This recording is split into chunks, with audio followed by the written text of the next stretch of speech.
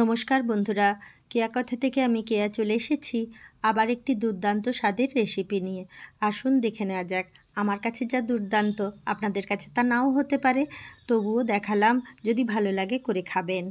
একটি mixing bowl নিয়ে তাতে 2টো ডিম ফাটিয়ে দিচ্ছি। 2টো ডিমের মধ্যে আমি দিয়ে দিচ্ছি একটু লঙ্কা কুচি।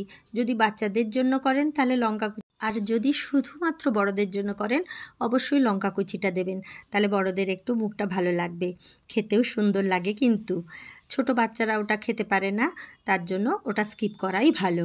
এর সাথে সাথে আমি লবণ এবং হলুদও দিয়ে দেব।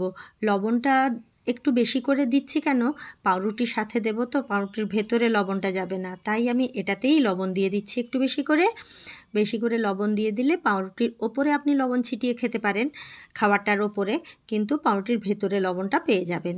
আমি ফেটিয়ে আলাদা করে রেখে দিচ্ছি। স্লাইস করা পাউরুটি আমি 4টে পিস একসাথে করে আমি এই রেসিপিটি করব।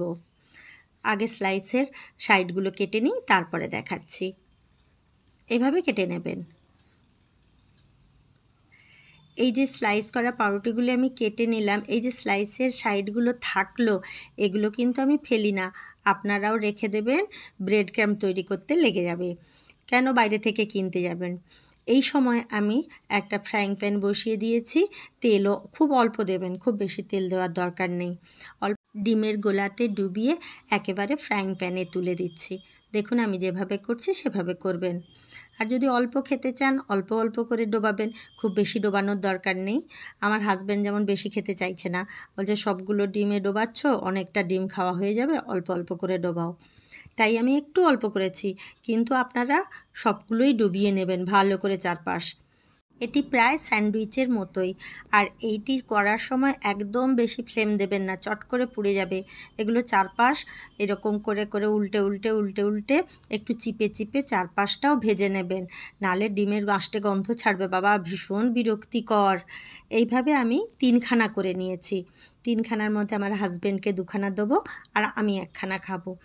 এটাতে আমি এইবারে একটু ওপর থেকে ছড়িয়ে দিচ্ছি গোলমরিচের গুঁড়ো।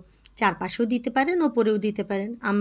আমি এবং আমার হাজব্যান্ড যেটা খাবো সেটাতে গোলমরিচের গুঁড়ো দিয়েছি, এবং হাজব্যান্ডকে আরেকটা দিচ্ছি, সেটাই কিন্তু গোলমরিচের গুঁড়ো দিইনি, সেটাই একটু মধু লাগিয়ে দিচ্ছি। দুটো দুরকম টেস্টের করে দিয়েছি আজকে।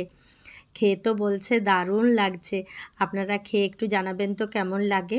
অবশ্যই ভালো লাগবে, ডিমের ওপরে একটু মধু দিলে বাচ্চাদের মুখে কিন্তু খুব ভালো লাগে, তাই আমি একটু মধু দিয়ে দিচ্ছি। আমার হাজব্যান্ডকে 2 রকমের করেই দিলাম, সে তো বলল খুব ভালো লেগেছে, তাই আমি পরিবেশন করে দিচ্ছি। আপনারা খেয়ে বলুন কেমন লাগলো, আর যদি ভালো লাগে লাইক শেয়ার সাবস্ক্রাইব অবশ্যই করবেন। পুরো ভিডিওটাতে যারা আমার সঙ্গে থাকলেন তাদেরকে অসংখ্য ধন্যবাদ জানিয়ে আজকের ভিডিও আমি শেষ করলাম। ভালো থাকবেন, সুস্থ থাকবেন, দেখা হবে আবার পরের ভিডিওতে।